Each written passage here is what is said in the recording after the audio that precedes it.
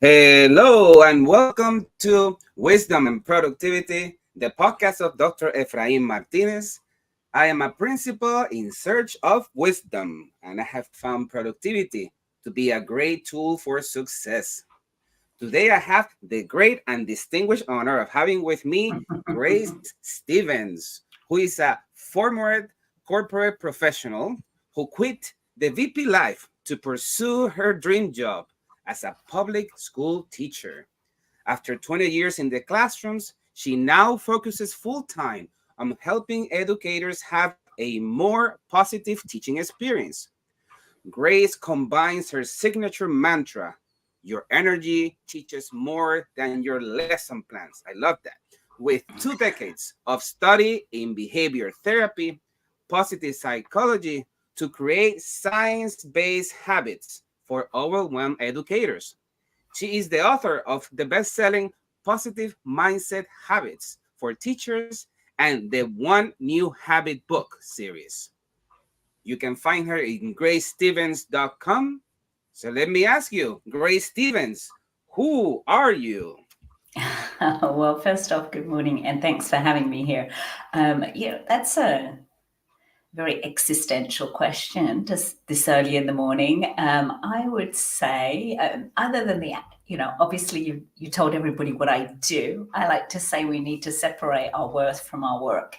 So who am I? I would say, a lot of things: a parent, a partner, a friend, a daughter. But at my essence, I would say I'm a learner and I'm a teacher. Because no matter what situation I found myself in, what stage of life, I have always wanted to learn. And in one capacity or another, I've always been teaching. So that's basically, if you were to say, who am I? That's pretty much who I am, which I think can be said of a lot of teachers. The best teachers, I feel, are lifelong learners, right? Amen. For sure. Thank you so much, Grace. I appreciate it.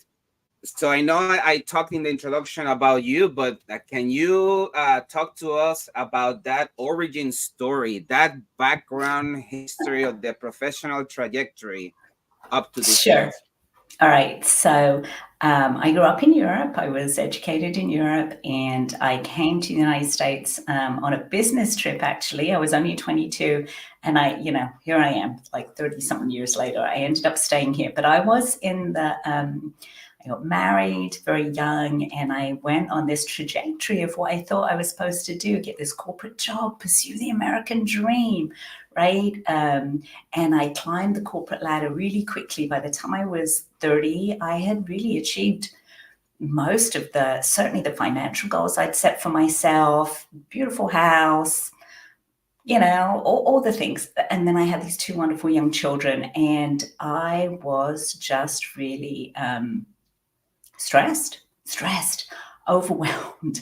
I remember one time I was with my husband. We were laying on a beach. It was our wedding anniversary. It was our 10th wedding anniversary. And he said, "Oh my gosh, look at our life. We had $27 between us when we got married. We got married at a courthouse." And I remember him saying, did you ever think our life would turn out this way? And on the inside, I just wanted to scream and I wanted to say, but I don't participate in it. Like, I financed it, but I felt like I outsourced most of my life. Here's who looks after the kids. Here's who does it. And all I was doing was running, hopping on planes, going in meetings, didn't feel connected to what I was doing. Felt like I never gave enough at work, never gave enough at home. I was in this total guilt space all the time: stressed, overwhelmed, burnt out. And I just couldn't take it anymore. And I really, even though it meant a huge lifestyle shift, I was like, no, I want to be a public school teacher. I want to see value in what I'm doing. And it's causing me too much stress. And so I went back to school, even though I had two young children of my own. Went back to school. I like to say my son and I started first grade on the same day. Like, I started teaching first grade and, he was in first grade. My daughter was in third grade, and it was magical. I loved it. Teaching for me, it was like winning the jackpot. Like, it made me happy. I found it easy. It had meaning. It had purpose. All these things which I didn't realize at the time were, foundational building blocks for happiness. But I have to say, within 2 years, I'd recreated the same circumstances for myself. Overwhelmed, burnt out, not given enough to my students. Also, I felt constantly feeling guilt-ridden when I was at home, that my mind was elsewhere and I wasn't present with my children. Complete lack of boundaries, couldn't say no to anything, kept feeling like I got to give more and more and more. The answer was always to do more, to work more, to stay later. And it was burning me out. And I really had to decide, like, I just can't change careers again. Like, the issue is with me. And so I went onto this deep dive of, like, how do I fix myself? I had never planned, like, oh, I'm going to grow up and, be an educator empowerment coach, which is basically what I phrase myself as now. So anyway, I did fix it. I'm not saying it wasn't a one and done. It was an up and down journey. For the most part, teaching for me was magical. It was my happy place being at school, but there were different periods of burnout. But I did notice that my experience was very different from other people's experiences, and that's what led for a long time I worked in a very small Title I school. So essentially we all had the same kids. Like, it was a TK through 8th. We had less than 300 kids. So it was all the same kids, the same families, the same administrator, the same, I wouldn't even say resources, I'd say the same lack of resources, right? We were all dealt the same cards, but my experience was way different than other teachers. And they would ask me, like, why do you seem to be having a better time? Why do those kids react differently to you? And I had written a book called The Happy Habit, like, I want to say maybe 15 years ago, but it wasn't about teaching. And so I decided to turn that into, well, how does this play out in the classroom? What are the habits based on science that I had learned, that I had practiced? And so I wrote Positive Mindset Habits for Teachers. Well, so that was me in the classroom, super happy. But I did tell myself I would be a public servant for 20 years and then I would do something else. And 20 years brought me into COVID, through COVID, post-COVID. So I do know the classrooms. I taught 2 years after COVID. I just moved out of the classroom at the end of 2022. So very different landscape. But I had some personal goals. I was moving. I felt like I really didn't want to start again in another school district. If I only had a few more years in the classroom, I felt my impact would be greater if I actually worked directly with teachers, helping them have a more positive experience that could help more students in the long run.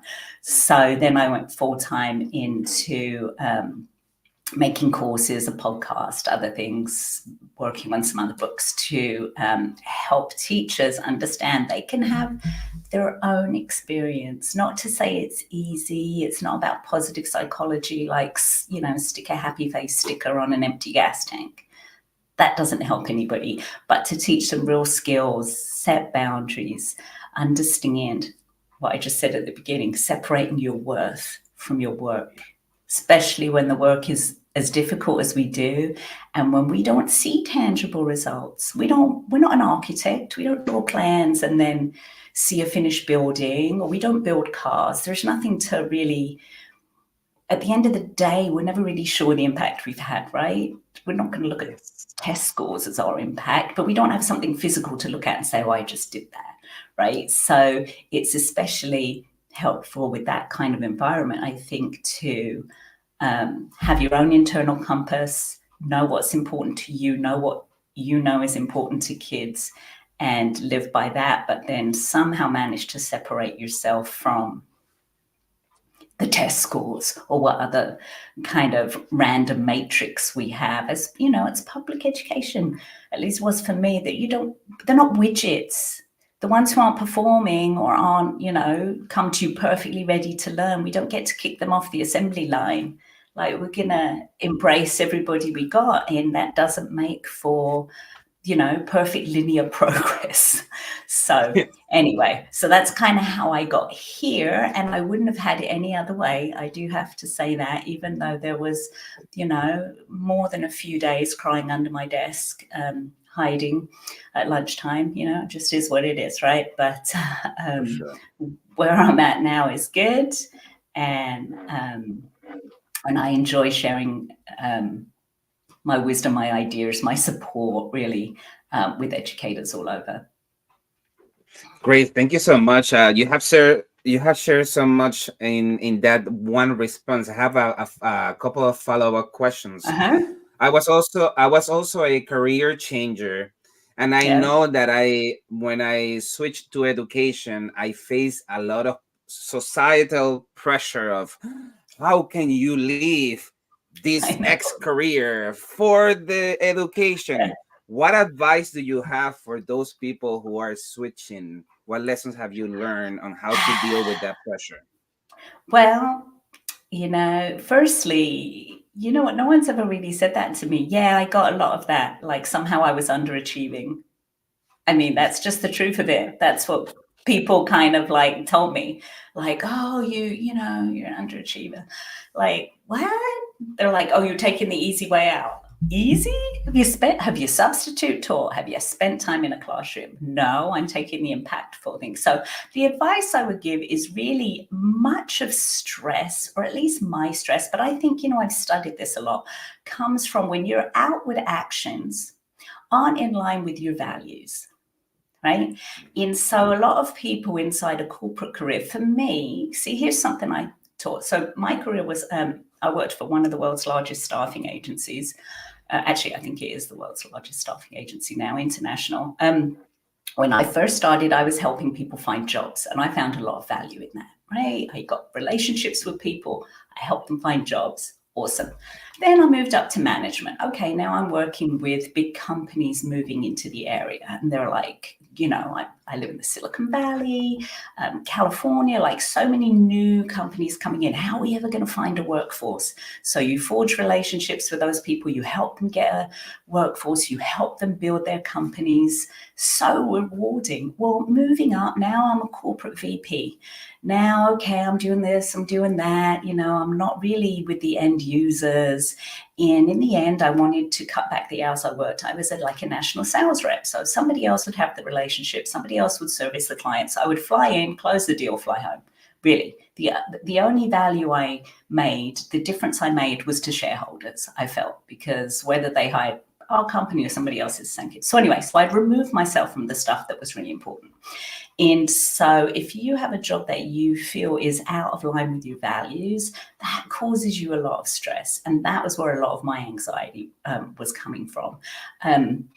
But there were really some practical applications. Like I'd had a corporate career for almost 15 years at that point. And so I had some financial stability. I was also married at the time and had a partner who could kind of ramp up his career.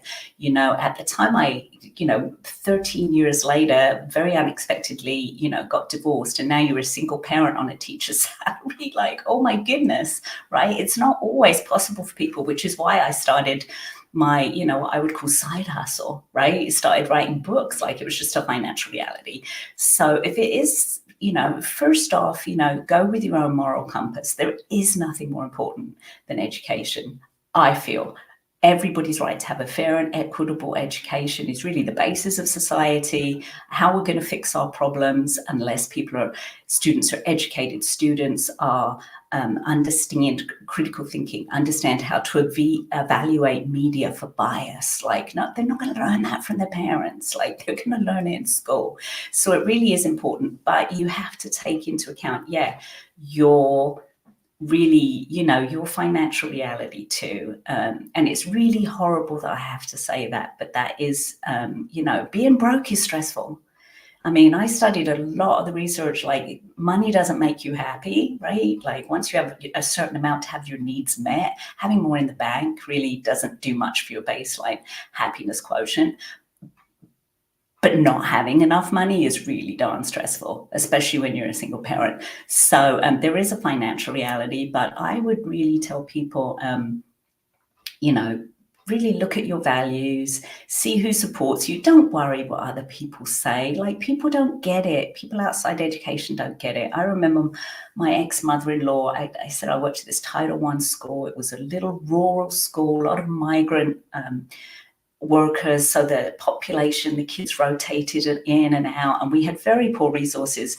And the day that my mother-in-law came to visit me, I was so proud for her to come see me be a teacher. And she said to me, wouldn't you rather work in a real school? I was just like, Oh my gosh. Because, like, to be honest, our toilet was a portable in the middle of the field, the Mhm. staff toilet, right? And, like, when it rained, we had a plank of wood. We called it walking the plank because otherwise your feet got muddy, right? So, obviously that wasn't ideal for her coming to visit, but, like, we were used to it. We didn't care. But yeah, it just so sometimes you just gotta, yeah, I had many people in my family like, why did I went to university in 4 countries. I was the first person in my family to receive a university education. And so they're like, just be a teacher. Like, yeah. So yeah, It's it is it's hard difficult for people to answer. it's Yeah. definitely a complicated. So there's no like perfect answer, but at least it gets us to proximity. Yeah. Another follow-up question, you wrote about habits. Hmm. Can you tell us about perhaps a habit that you have not mentioned today that you should be that we should be aware of and practice? Oh, well, there's a lot. I would say a simple place to start. Now, simple is not easy, right? So, simple means when I say it, you're going to be like, really? But understand that you got to override a lifetime of conditioning to the opposite and a societal kind of culture to the opposite. And I would say the biggest habit that's had, well, there's been two, but I would just say for this one is focus on what you want, not on what you don't. And that Mm. sounds really simple, but it is really, there is so much to notice. Okay, so I don't want to get all nerdy, okay, but I have studied a lot of brain science. Um, and I don't. So at the base of your skull, there's a little bunch of cells, the reticulating. I'm not going to get into all the science of it, but anyway, it helps filter out, right? If you think about all the sensory experience that happens to you all day, there's just too much. You can't take it in. And so you have a filtering system, right? And so you just kind of filter out. Now, the brain has developed over time to keep you safe, not necessarily to make you happy. Right. Mm. And Mhm. so we have, I'm sure we all remember from like, psychology 101, confirmation bias, right? We notice the stuff that makes us, that kind of reconfirms what we're already thinking. So if we're thinking that the world is full of, well, Einstein said my favorite quote, the most important decision we ever have to make is whether we think we live in a friendly or a hostile universe. Okay? Wow. So now, if you really think the world is hostile, everybody's out to get you, all these kids are dysregulated, these parents are out of control, nobody has discipline, like all that stuff, that's what you're going to notice, right? Because your brain wants to confirm what you already think so that you're not crazy. And then on top of that, what you listen to on social media, what you watch, everybody's listening to true crime or binge watching, CSI or whatever, like that's not really confirming for you that the world is a friendly place, right? So for me, the world is a friendly place means I'm thinking people are doing the best they have with the skills they have in the situation they find themselves in, right? And I see evidence of that, which allows me to give people a lot of grace. And I tune into who is learning, who is trying hardest, who has moved their benchmarks, even if they're still, that's the horrible thing, right? In a classroom, you got some poor kid who's way below, right? And you work with them all year, and you know that at the end of the year, they're going to take that test and they're still going to be way below. So in nobody else's mind, they didn't make any progress. But in your mind, you saw the gains that they had in the confidence in themselves as a learner, in whatever else. Like, so focus on that, like really get into the habit, and there's a lot of things to it, but try and get into the habit of focusing on what you want, not on what you don't. You're going to find evidence of whatever you look for. That's the way the brain works. So why wouldn't you look for the good stuff, right? That was really my whole process. Like, when I call myself a teacher empowerment coach, like, yeah, there's so much out of your control and so much of it is so overwhelming. But in your classroom, where I was the queen, right, with my little kingdom and my little subjects, and we created magic, a community of cooperation and caring and encouraging each other. And when you focus on your locus of control, not on all the other stuff, you can craft out your own experience, feel empowered to do that. So that's really, an overarching habit is focus on what you want, not on what you don't. Beautiful, powerful. Thank you so much, Grace. Grace, like in Back to the Future, if you could go back in time to any point in your career, what will the Grace of today tell the Grace of back then? Oh, well, I already told you the lesson. Like wherever I like to say your problems have passports, right? I know, right? Like where you're going, you can think, I'll be happier in a different grade. I'll be happier with a different admin. I thought I'd be happier in a different career. And I ultimately was, but you're going to take yourself with you. So you got to find a way to like just find the joy in where you're at. So the first thing I would tell myself is there's always going to be one more thing to do. Right. So when I say I recreated the same circumstances, the first year I taught, I would get home from school at a reasonable hour because I had daycare responsibilities. And then I would be with my kids, put them to bed, help them with their homework, do all the things. And then I would start working again. And the limit I set for myself was I would stop working at midnight. What kind of limit is that? I would be up again at 5:30 in the morning. And I kept thinking, because it's my first year teaching. So that was the first year teaching. Then the next year, they put me in a second grade with a split class. Okay, that's a lot of work. So I had the same habits, right? So then the next year, you're in a different grade. Like I just kept telling myself it will be better when. It's not going to get better. This is public education. If you do your job really competently and you get it all done, guess what? They're going to give you more. That's just the way it is. And they're not going to say, oh, now you have 2 jobs. Here's 2 paychecks. It's like, yeah, she can handle it, right? She never complains. Her kids don't come to the office. Like admins are just making it easy for themselves. It's not an evil design. It's just, right? And so I would tell myself there's always going to be one more thing. It's always going to be, after the grading period or after the winter program or after this or after that. So like set some limits. Like there are certain times of the year that are busier than others. Yes, but on a consistent basis, you can't wait for it to get less or easier or have easier kids or the dream class or whatever. Like just settle in, set some boundaries and enjoy where you're at, right? Don't live for the weekend. Don't live for spring break. Don't live for summer or woe betide. I see teachers living for retirement. Like you might not make it that far, right? So that's number one. And the other thing I would really tell myself is have your own experience. Have your own experience of students, have your own experience of parents, of co-workers, of admins. When you're new in a school, especially in a small school, everybody got like little cliques, like this person's this and this person's that, or this student's this. Like we all knew the students, we had so few of them. Just allow yourself to have your own experience because, every kid, we all know this, right? Like, when you get those, I don't know, we used to call them pink and blues, probably not, the little slips where you see what the teacher said about them the year before, never looked at them. I'd look to see if they needed special services, like their IEP, a 504 or something, right? They need special support. But like, I was not going to read those comments that a teacher taught. Like, just give the kid a clean slate. They might react. They might have matured over summer. I would always say that when this teacher would always say, oh, how's such and such doing in your class? I would just smile and say, oh, they must have matured over summer.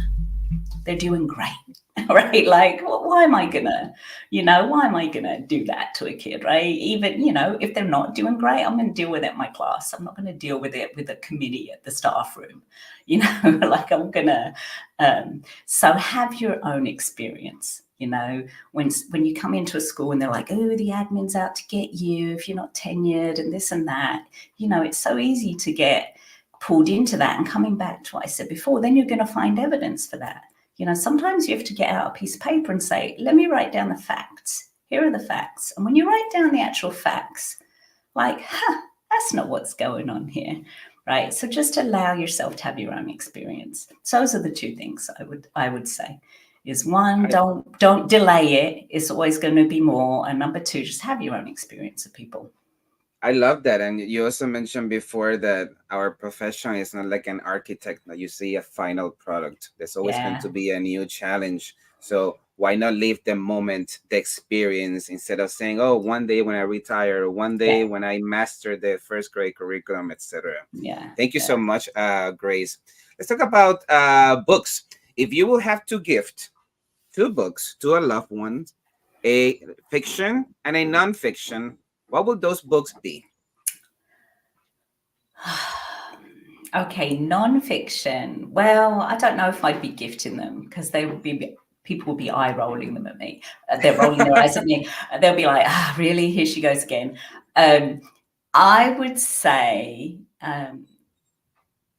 for a girl who only studied literature, right? So, like, I went to school in Europe. I started my degree in London. Then I did a year in France and a year in Italy, speaking Italian, a year in France, speaking French. 17th century French literature. In Italy, it was all about Dante, 12th, 13th century. Like, it was only literature, like a little bit of history, but I'd never really read a nonfiction book other than, like, history or whatever. And so the first book I read that I would say was personal development, blew my mind, was Stephen Covey's 7 Habits of Highly Effective People. And I'm going to tell you, I was in my mid-20s when I read that, and it blew my mind, the whole idea of paradigm shifts and taking responsibility for yourself and your own experience was literally blew my mind. So to me, that is always the book. I always go back to there. There is so much wisdom, practical wisdom in that book. Those habits cannot see you wrong.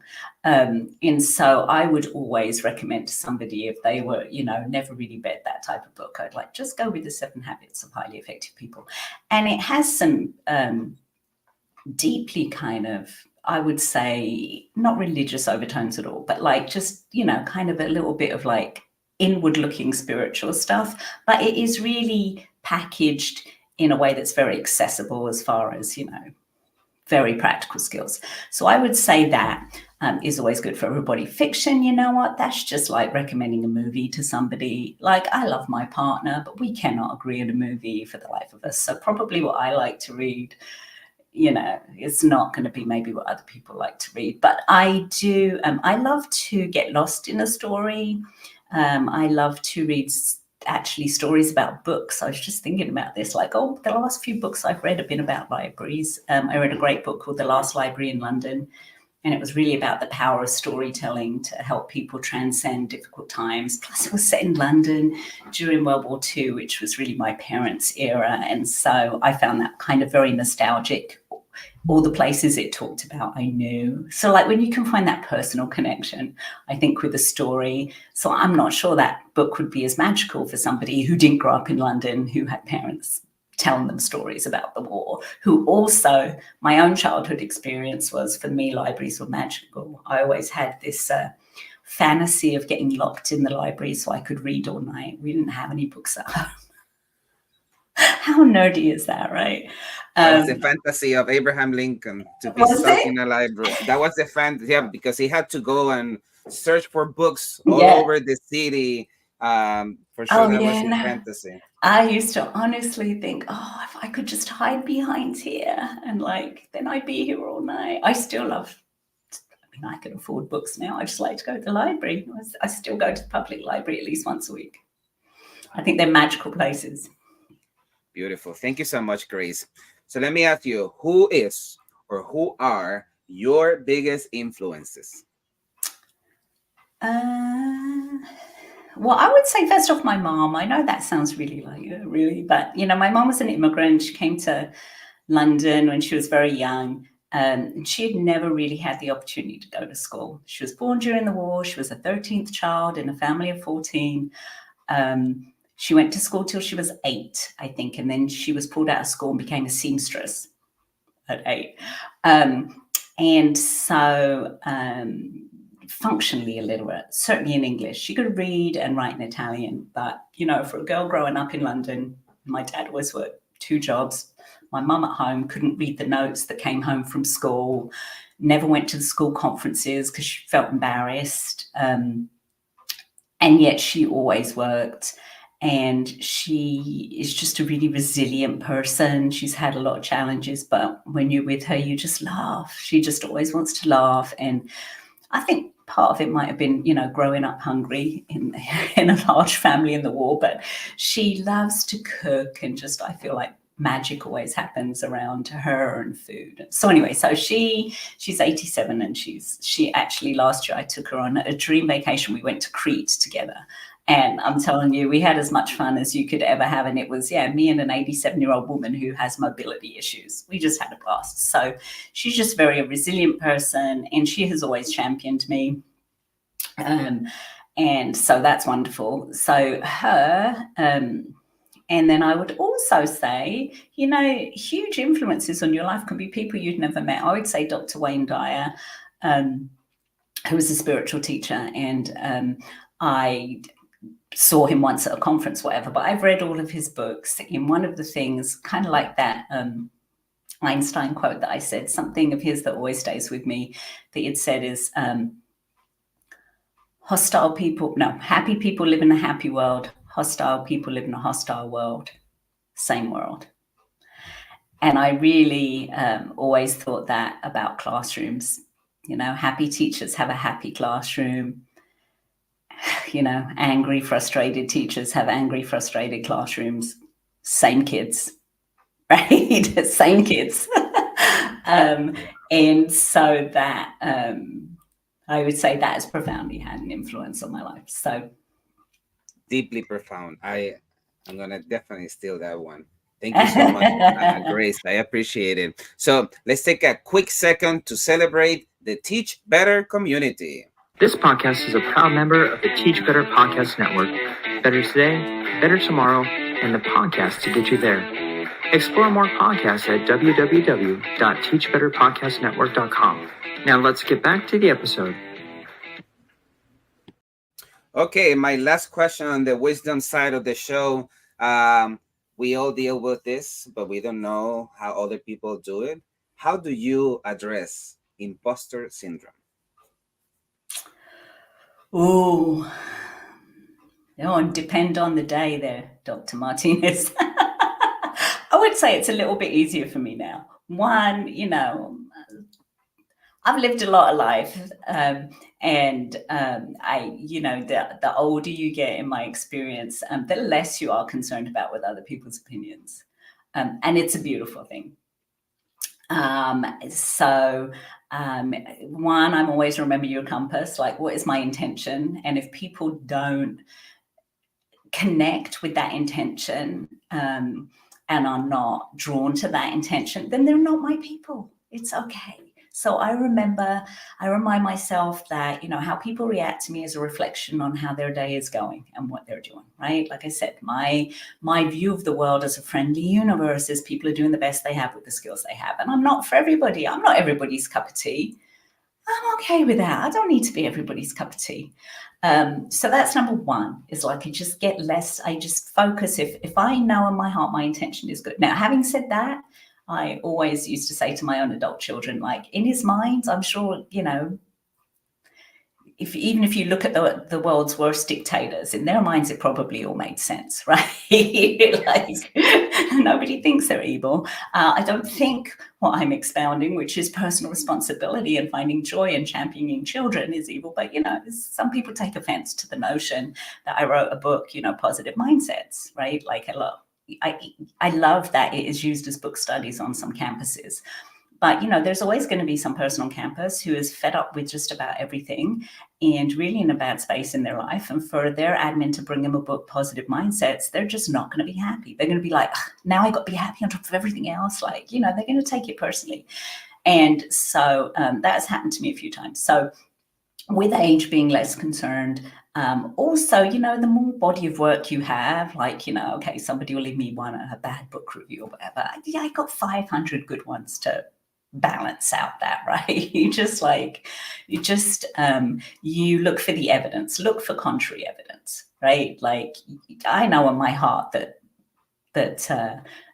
what I have to say is helpful to many people. And again, if it's not helpful, take what you need and leave the rest. Move on with your day. There's so many choices in life, who to listen to, who to watch, who to ask questions to. And so that helps keep it in perspective. But just, not taking things personally, I think really is something that comes with age. I think everybody has something of value to offer. When I just say that, my mother has had such a huge influence, I feel, on a lot of people. And she wasn't educated. She's not terribly articulate. And so, when you feel like that, the root of the imposter syndrome is that voice in your head that says, who am I to such and such? You know what? You're all worthy and you're all wonderful. And once you come from that mindset, then, who am I pretending to be? Imposter syndrome isn't something I've felt for a while. Now, every time before I hit record on a podcast, maybe for a nanosecond, or just before I publish that book and be like, oh, yeah, am I ready for this? It's inviting criticism into your life, but it's like being in the classroom, focus on the one kid who is learning, right? I can't go into a classroom and be like, okay, I have 38 kids. Every single kid is going to get so much out of today. No, I've got to you know what? You got to have confidence in every single lesson, one or two kids today. You know that magical sound when a kid goes, huh, oh, now, they got it, right? That's magical. So that's what you focus on. If you focus on that, you don't have imposter syndrome. Love it. Thank you so much. Very inspirational, Grace. Let's talk about productivity. So as you know, productivity is important for the success in any area of our lives, but this means different things for different people. What does it mean to you, and how do you get organized to have a fructiferous life? Well, there's a lot of things. I find now that I have more freedom in my schedule, which certainly for many years I did not, right? Young children, single parent, working, side hustle. You just kept going no matter what. I've always been very attuned to my own body rhythms. So I'm a morning person, right? I'm not going to do my best work at 11 o'clock at night. I'm just not. I'm going to do my best work at 5 o'clock in the morning. And it's the only time I have quiet to myself. I'm going to get up at 5, knock out an hour's worth of work on my own terms, feel like I accomplish something before I get dragged into everybody else's needs. My kids at school, all those things. So one, focusing on your body rhythm. Don't fight it. If you're not a morning person, don't try and do your worst things in the morning. So body rhythms. Number 2, I'm a big fan of eat your problems for breakfast. So what I mean by that is do the least desirable task first thing. Now, for me, I'm lucky it syncs up with my natural body rhythms. Now, if it doesn't, it's going to be hard for you to eat your problems for breakfast. But let me tell you what it does to you if you don't. Let's say the problem is you got the email from the parent and kids getting bullied and they're all defensive and you didn't do anything about it. And, they're off in their tirade. And for me, I would go in early in the morning. Let's say that email came in at 8 o'clock the night before. I set boundaries. I don't respond to emails that time of night, but I would go in early, knock it out, even try and call the parent. Hey, can you call me on your way to school? Whatever, just get it out the way. Otherwise, all day it's going to eat at me. I'm going to rehearse this conversation in my mind. I'm going to make it a bigger story than it's going to be, right? It's going to eat away at me. I'm going to have anxiety and a stomach ache all day. I'm not going to be present in the classroom. And now this thing that, could have been easily resolved. Now you're an admin, so hopefully you don't do this to your staff, but when that admin emails you, stop by after school. Mm-hmm. Come on, dude, stop by after school to discuss what a great thing you've been doing or whatever. That teacher's mind is always going to be, what did I do? Well, my objective's not on the board with that, whatever. I've been guilty of that. Yeah, right. Definitely been guilty. Absolutely. So if you're a teacher, eat your problems for breakfast, get it out of the way, do the least desirable task all day. Don't let it hang over your head all day. Otherwise, even if it's unpleasant, it's better to have 5 minutes of discomfort in the morning than to have the discomfort all day. And then by the time you do it, you've made it a bigger deal in your head. So those are 2 things. But as far as just getting stuff done, I'm a big fan of the Pomodoro technique. I'm sure you've talked about it before on your podcast, time boxing. So let's say like a prep period is 1 box. Fingers crossed that you get your prep period, right? That you're not covering another class or something happened, but 1 box after school for me, 2 boxes while I'm still at school. When I get home, another 3 boxes. What's a box? It's a half-hour period of time where I'm going to focus just on one task, single tasking. Done a lot of, I published a book, honestly, One New Habit on Being Productive.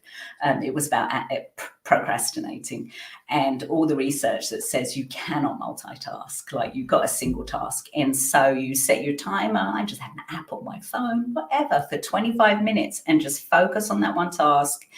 And then when the timer goes off, you've got 5 minutes stretch, walk around, do whatever. And just focus on that one task, and then also make peace with not everything being perfect. Sometimes it's really important, you've got to move it to another box. But other times you're going to be like, especially with a lesson plan or a slide deck that I'm making, 80% done.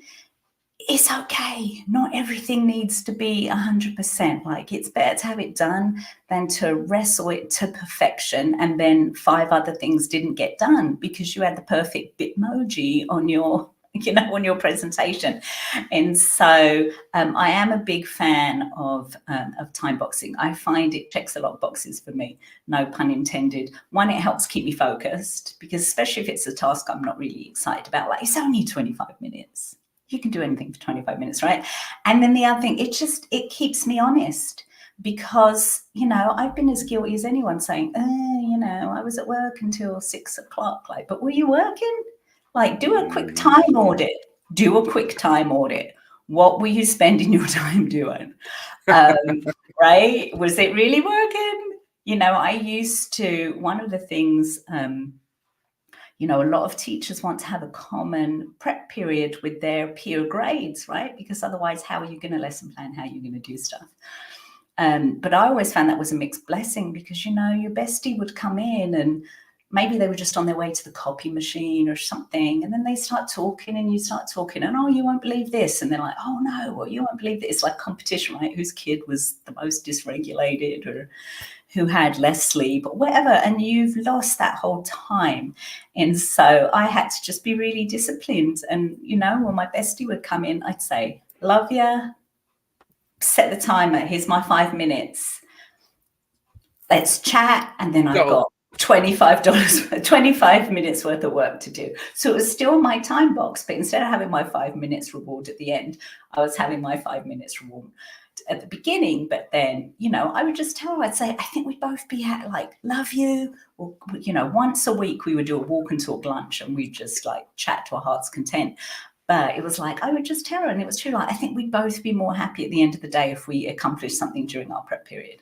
So, set a timer on it. But I would say time boxing is very helpful. The more you do it, the more you realize, does this need a whole box? Is it really not important? And I'm also a big fan of the not to-do list.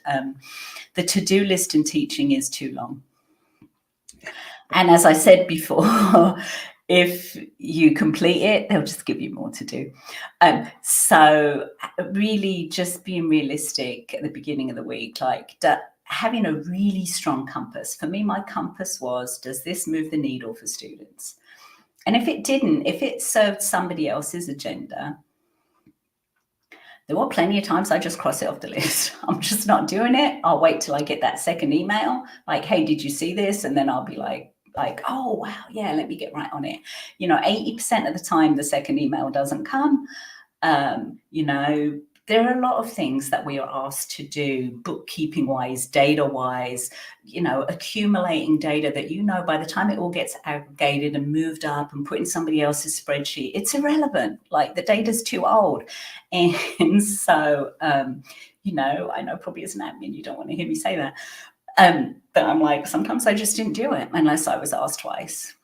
Like, I know how my kids are doing. I really don't need to put it all on a spreadsheet to be able to justify somebody else's Good. whatever. I So, like it. so basically, like I said, if I had a strong compass of light, is this going to, sometimes it's just busy work. It's not going to move the needle for students. If I have time, I'll do it.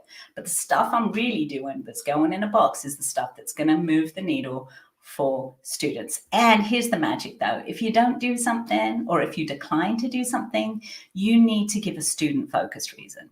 It can't be like, oh, I can't be on that committee because I'm already on 5, or I have to pick up my kids for daycare, or whatever. It needs to be a student focused reason. And there's plenty of student focused reasons. Like, I would just tell them, and as you may be aware, this year I have many students who are below benchmark. I feel my time is best served, remediating skills for them, throwing all the academic jargon, right? That's the appropriate place for it, is when you're making an excuse not to do something, throwing all the buzzwords, and tell them that your focus is working with students, and bringing them up to standard and all those things. So just make sure it's a student-focused reason, not like, yeah, I didn't think that was important and that wasn't my agenda. That's not going to win you any friends. That's going to make for a rocky road. You can be gracious and still true to your compass.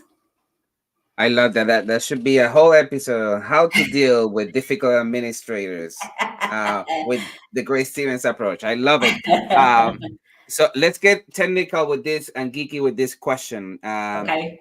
What do you do with your calendar? Do you use an app? Do you use a written calendar, reminders? What do you do, and what do you recommend? So I would say for about the last 5 or 6 years in the classroom, every year I'd say I'm going to get the digital calendar down, the digital planner. I'd buy it. I'd never use it. Old school, man. I like a brand new planner. Like, I just love it. And then, exactly. And then you go through, especially and then you go through and you block out all your lessons with your ruler and this and that. And then the schedule changes and then you're all mad. You're like, now I've got to put white out. So I really was tied to my physical planner, but I didn't want to bring it back and forth from home. So I will say that sometimes I would just take a photo of it on my phone. So I knew I don't have to take my planner home. I know what is happening. The last, certainly, Google Calendar has been groundbreaking. The last 2 years that I taught, I was in this situation where, which I'm sure many of your listeners find themselves in, is that there's only maybe 2 or 3 of you at the grade span. And it would appear that for whatever reason or challenges, you're the only person who stays year in, year out. So every year you're training somebody new, right? It's really burns out the teachers who stay. And so I had made a spreadsheet of our day, the lesson plans, and then we would, there were 3 of us. So, okay, you plan the language arts, you plan the math, you plan the social studies and science. And what we would do with all the periods, each of us would make either a slide deck or the Google document or whatever the resources were and just link it in there. And so we all taught off the same lesson planning doc. And then the following year, guess what? You just copied that week and changed some things around. And so I really did embrace the beauty in that. And when I actually left, when I retired, I felt really bad. There were 3 of us and we all left at the same time.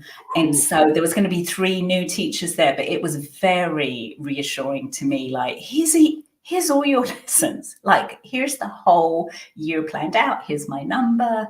Like, if there's something, that you don't understand. Now, obviously, they're not going to do it verbatim. There's a difference between teaching 20 years and teaching the same year 20 times. You know what I'm saying? But at least it was a framework for them to start with. So I would say if you're in a situation where you have a shared lesson plan and you can delegate the tasks with other people, that's real helpful. And so I did embrace that. But, I am a kind of, even now in my business, I have a planner and I end up traveling and doing different things. And I do the same thing. A lot of the stuff is in Google Classroom, Google Calendar. You can see my heart is still in the classroom. But that planner, I just like turning the pages, writing it down. It sticks, there is science about that when you write something down, it sticks more than when you type it. So I just take like if I'm going to be somewhere else for the weekend or I'm traveling, I just take a photo of the few months. So I know I like to see like the whole scope and sequence, right? I like that. Amen. Beautiful. So Grace, as an author, what lessons have you learned and what advice do you have for those of us who have been dreaming of writing a book, but we haven't gotten to action, or maybe we, like in my case, I have started like 30 times and I'm like, no, I'm going to give up. What lessons have you learned? What advice do you have? Well, firstly, you can celebrate the fact that we've seen a democratization in the publishing of books, or to say you can self-publish very easily, okay? And so that whole part of, and successfully too. And so that whole part about needing a publisher, needing an agent and doing all those things, that has been erased. You can buy a course on the internet for $20 on how to publish, right? And that's certainly, how I started self-publishing. In fact, publishers have come to me and I've kind of looked at the whole thing and been like, now I kind of still believe in the democratization and people being able to do it for themselves. And so I self-publish. As far as getting something finished, it really just depends. For me, I write, nonfiction. I write informational books. Within my own framework, I've developed a framework, and the research isn't mine. Like I'm not, I don't have the budget or the brain science or the bandwidth of Harvard, but I'll look at all their research, and I feel like my magic comes into now. How do you put that in a classroom? What does that look like in a classroom? So for me, that was an easier route to go. And certainly it's infused with stories, but it's not like, a memoir, or I don't feel I'm particularly creative. I could never, it's been a dream of mine decades to write children's literature around anxiety. Suffered from anxiety my whole life. My daughter had a near crippling anxiety disorder, was on 504 plans her whole school career, and there was very little children's literature to explain it to her in children's terms. Now, happy ending, she was on a 504 plan, she had supportive teachers, she's actually now a social worker, she works with childhood mental health, she's a phenomenal, just a beautiful light in this world. And I will forever be, grateful for the psychologists, the school counselors, her teachers who were so great about that. But there was no children's literature about it, really. And so I've always had that dream to write children's literature about it. And I just find I'm not terribly creative. So it depends what kind of book you're going to write. But for me, nonfiction, I just got out honestly, we teach writing to kids. Getting started is the hardest part. I would say leave the introduction till the end, because the introduction is always hard. I literally started with index cards. My cards would laugh like, oh God, we can't vacuum. Like, don't open the door, the cards will fly everywhere. So I'd have the chapter titles, and then I'd have the different things I wanted to put underneath, and then so I could move them around. Now there's a software for that. I use Trello, which has boards, and you can move cards and you can attach things. Like that has been world changing for me. It's a free software, definitely. That has really helped me organize my thoughts, my books, everything. So I'm a big Trello girl. And so that's kind of really it. But I don't know what your dream is, to write fiction or nonfiction or a memoir. What is your dream? I think the more I think about it, I want to write a combination of the three into one. Because there's things definitely in terms of productivity and learning how to do this gig of leadership, but I also think that sometimes fiction can be more real than nonfiction, because you express the soul in a way and that feeling, and I think where I fall is the organizations of ideas.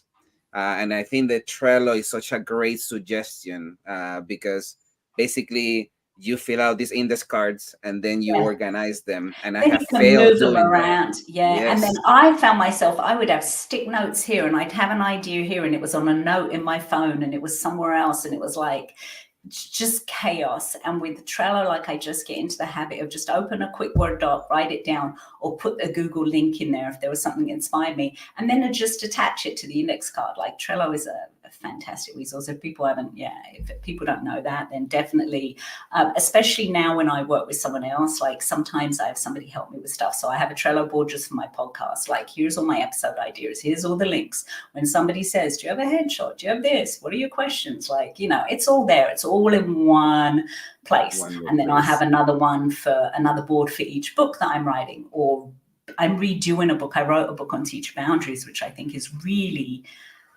great. And I was so surprised more people didn't buy it. Is how to say no, really in a student focused way, how to set boundaries in all areas of your life, overcoming like kind of this, especially teachers, we're chronic people pleasers, we're conflict avoidant. I mean, that's just the people we are because we care so much, but how it's hurting us in the long run. But anyway, I don't think I had a compelling cover. I don't think the title, it was the Ultimate Boundaries Playbook for Teachers. And I feel like teachers don't make that connection, that the reason they're struggling is their lack of boundaries, right? I needed to phrase it as something else. So I'm in the middle of, which when you independently publish, you can do.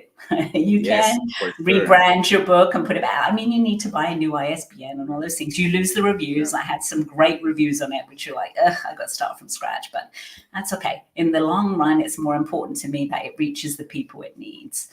Amen. And musicians are doing the same. They are re-recording their music. In their cases, because of money. In our cases, because of we want the message to be absolutely. And that's a big difference between, do you want to be an educator? It's much more about the money, even though of course the money, it is important. In your podcast, Balance Your Teacher Life, tell us about your podcast. And also, you mentioned about how to get organized with your ideas. What lessons have you learned? What advice do you have? So the podcast is based, I actually have a course where I work. So I have some short courses like people can knock out in an evening on, how the art of saying no. How do I say no to extra duties? How do I do, another one, a very popular one actually, is protecting your peace. How do I not get sucked into other people's drama? How do I have more peaceful professional relationships, let's say? Okay, so those are like mini courses that I have, but I have this overarching course where I coach people, and it's about balancing your teacher life. And the idea for that is be the hero in your own teaching story. Like, I'll be the guide, but you need to look at all the things that, do you have your North Star? Where are your boundaries, blind spots? Like a lot of times, the things that, we're overgivers, sometimes we over volunteer. We don't see that as that being like so anyway, helping people find their blind spots, helping them make a boundary plan, helping them overcome their limited beliefs, right, about teaching or about themselves, right? And there's a lot of limiting beliefs right now in teaching. These kids just don't want to learn. Nobody holds kids accountable, and that's kind of like I don't teach people as far as, is that true? Because your brain's going to find a way to make it true. The question is that thought resourceful? Is it productive? Right? So that's why I coach people on. So it's like but the whole course is called Balance Your Teacher Life. And it leads people on this journey of like creating a more positive experience for themselves in the classroom they have, with the kids they have, with the administrator they have, right? Not holding their breath for the dream job. So the podcast was kind of named after that course. And so it is episodes on empowerment, mindset, habits, but very classroom focused. Like, let's say one of the recent episodes was about focusing on what you want. Let's just say that. How do I incorporate that in the classroom? How do I get kids involved in that? Because that's when you get accountable, right? When the kids are like, oh, let's look at the joy jar. Let's, what did we put in, right? Like, so that's kind of what that podcast's about. I do talk about books. No teaching books. Don't talk about any teaching books. I found the most profoundly impactful books in my life were not about teaching. And there's podcasts about that. And that's all about student results. And that's about, other things. My work is purely about a teacher having a more positive experience because, as you said in the introduction, your energy teaches more than your lesson plans. And you don't need to be a teacher to know that. You just needed to have gone to school. Right? Which classroom did you learn the most in? Where the teacher seemed overwhelmed, frazzled, low-key resentful about being there, hated the stupid curriculum, whatever. Or the place where maybe the teacher didn't have, the Pinterest-worthy classroom, but they were there for you. They were excited to be there. They were excited to learn. They were excited to share with you their confidence that you could learn. You felt safe with them. They were ready to have fun. They were ready to, if something went, those teachable moments like, okay, we'll take the little tangent and pray the admin doesn't come in, right? Be on guard. You can see him walking up the ramp. Miss S, he's coming. Okay, quick, open your books, right? I mean, I'm not teaching people to be a revolutionary. Maybe I am. But I'm teaching them that your energy is going to teach more than your lesson plans. And so how do you protect your energy? How do you stay present in teaching and present in your life? Because if your life isn't in balance, what's the point? Like, what if you give everything you have to other people's children? By the time you get home, you are so stinking depleted, you have nothing left to give your own children, right? It's really... that causes so much stress. So that's what the podcast is about. And I think it is a little bit of a different angle. Now I forgot the rest of the question. You asked me about the podcast. How do you learn? What have you learned about getting organized to, lights, microphones, that kind of stuff? to ask, yes. The productivity side of, because everybody wants to have a podcast, but they don't realize. So I would say, listen, if you have something to say, a podcast is a lot easier than writing a book. Amen. The cost of entry is very low. Oh my gosh. When I started, I felt like, I need a website and I need this and I need that. And I do courses, course platforms, hosting videos. Emails are it is so much money. I mean, when you say I don't do it for the money, but it's I do need to earn money to keep producing a lot of it for free.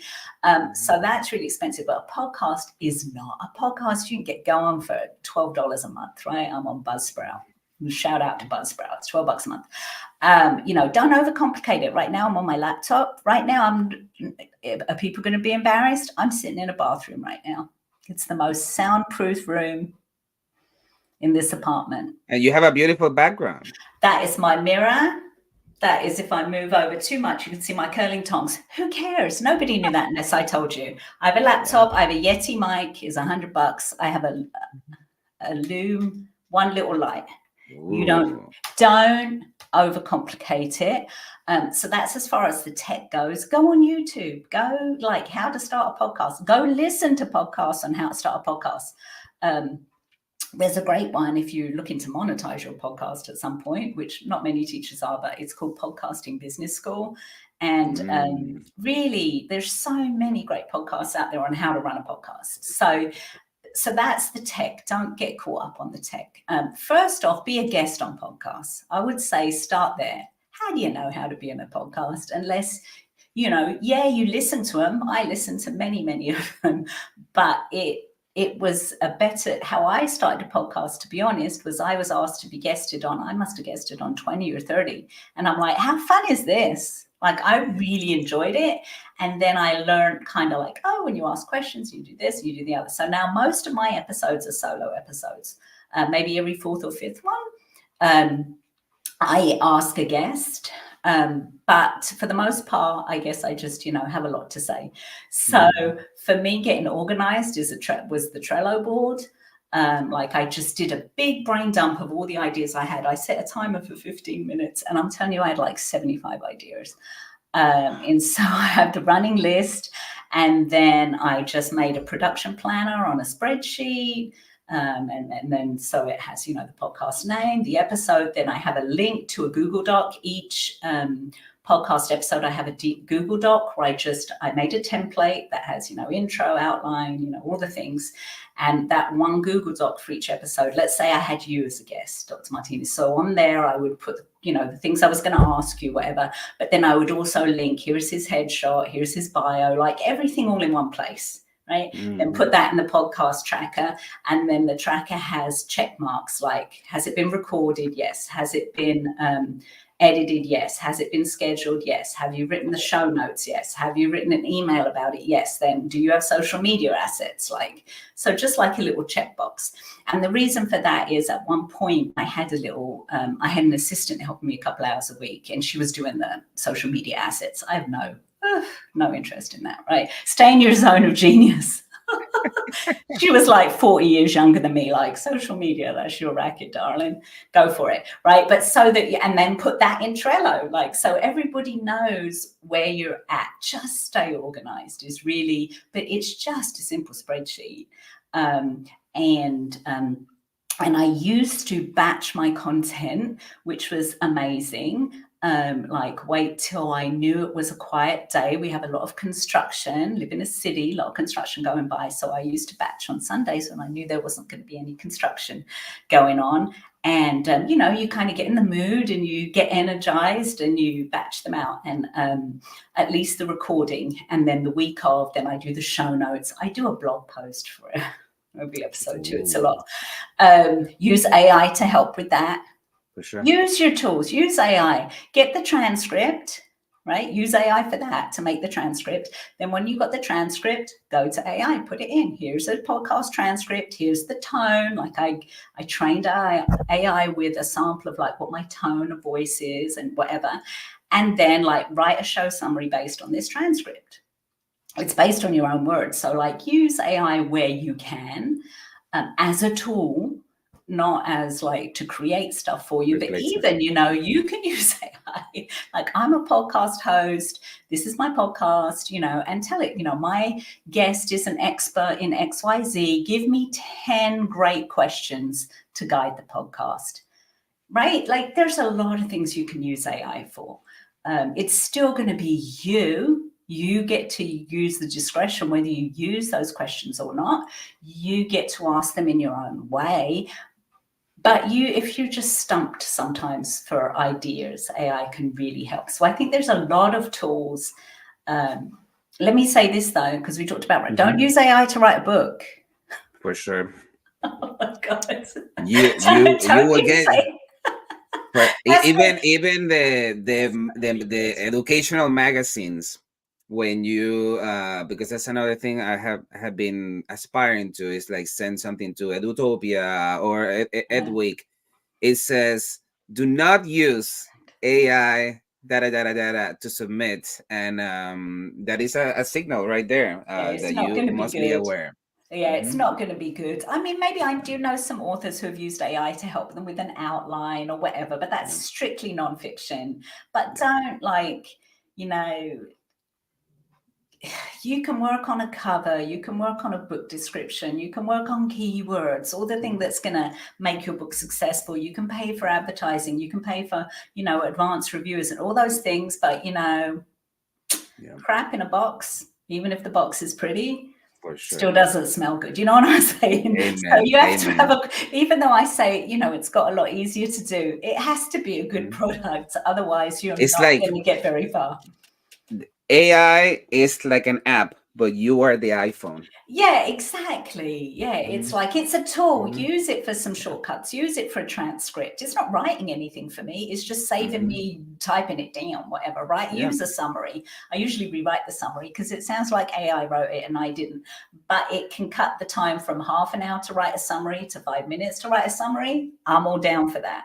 Right. Absolutely. It used to be the producer of my podcast, after I'd recorded it, the show notes, the blog post, and all the other stuff, getting it scheduled, used to be 3 time boxes.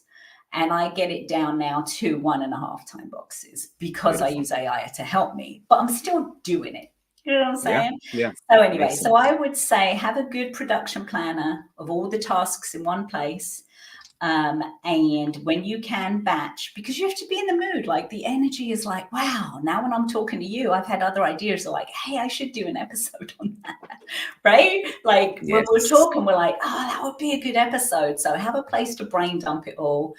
And then just, but Trello should be paying me at this point. Put it in the Trello board. And that way, you have shared spaces. When I could afford somebody to help me for a little bit, a couple of hours a week, I'm like, here's the board, go, do this, go do that. And it's all in a centralized place. But to start a podcast is really a low cost, low point of entry, but have a vision for it. And don't just sit down and talk, like, know what you're there's too much noise out there. So know what you're trying to accomplish, know what your zone of genius is. I know that tone can put people off, but everybody has one. There's something that you do really well, everybody, that people want to know. And maybe that's just interviewing people. When you look at if you look at indie authors and somebody who's so successful and has such a successful podcast like Tim Ferriss, right? I don't know if you know him, the 4-Hour Work Week and all of this. None of that is his work. He's just real good at taking other people's work and, putting it down into a framework. And he's really good at interviewing and, all those And he things. definitely uses AI for his podcast summaries. Yes. So, there's different ways you can do it. Maybe you're real curious about people. One of the, another podcast, and I know you know her because she's in the same podcast network we are, the lady who does Dana, who does in the trenches, out of the trenches.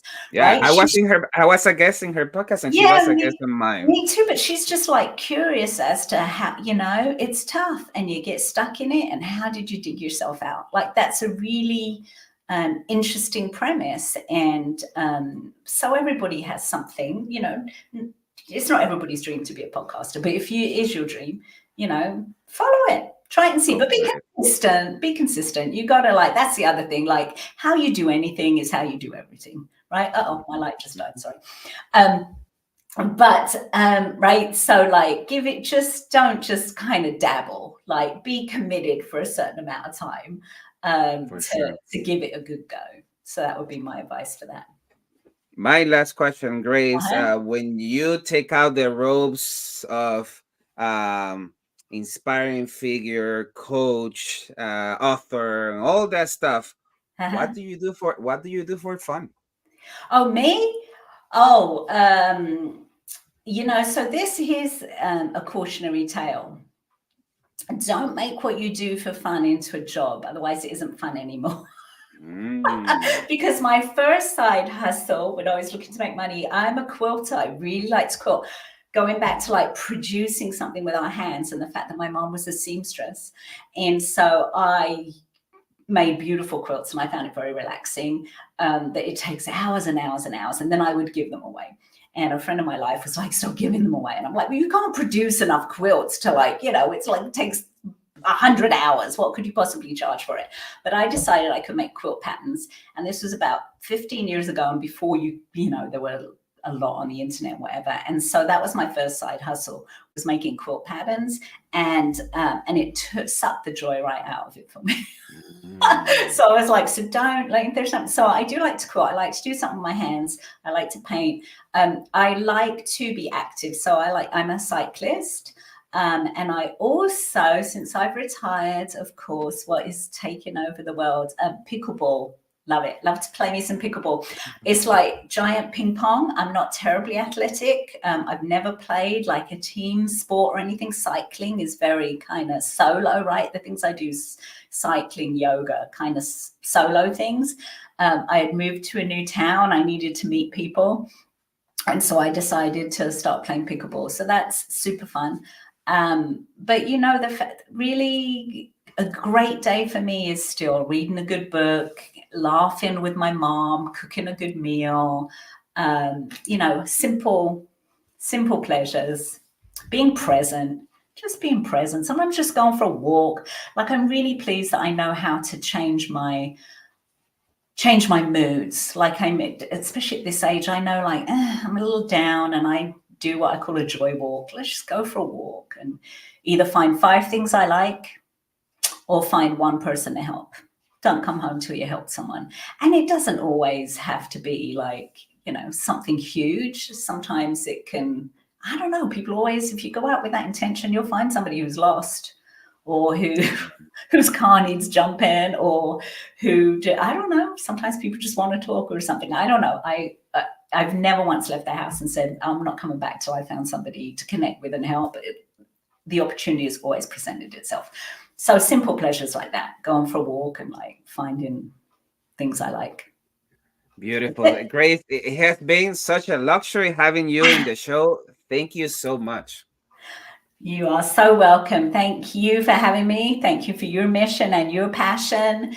And as an administrator, what an unsung, unthankful job, I have to say you have. So thanks for doing that. Listen, there was always a pressure on me to be an administrator. That was one of the things I should have told you that I learned is don't separate yourself from the stuff you love. Remember my story of how I loved finding people jobs and then I was very lonely at the top. And as soon as I became a teacher, the superintendent who actually hired me said, you would be great for administration. You know how to manage budgets, you know how to manage people, blah, blah, blah. And I told him, I'm a teacher and that's all I want to do. Don't take me out the classroom.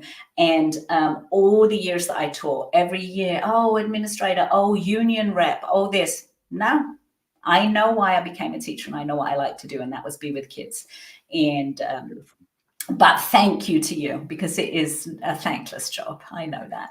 Grace, thank you so much. Have a fantastic weekend. Thank you. Thank you for listening to Wisdom and Productivity, the podcast of Dr. Efrain Martinez. Chulo. And I love that production. Chill out.